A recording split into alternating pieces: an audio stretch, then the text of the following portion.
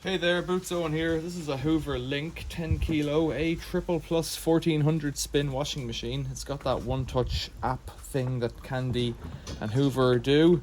Looking for a number here, model DHL14102 D3/1-80. Inside down here there is a lot of hair, which is a bit peculiar.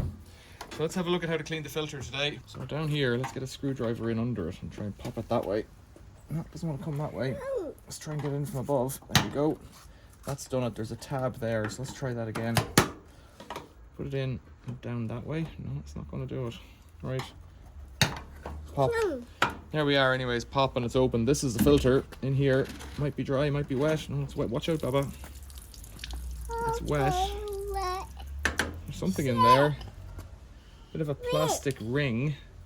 Bit of a plastic something. Bit of grey sludge, which seems to be a feature of all these things. No hair, nothing in the side where stuff would get stuck.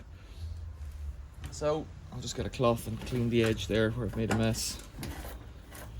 Give that a wipe. That's very wet, Daddy. So I'll just give that a clean with a cloth. Make sure there's nothing on the rubber seal. Push it back in, it seems to go in anyway, and just screw it up tight. Really doesn't have very far to go in. Just give that a wipe because that's a bit dirty. This machine will get better attention later. I believe it works. Let's close that door up again. So that's how you clean the filter on this Hoover Link machine.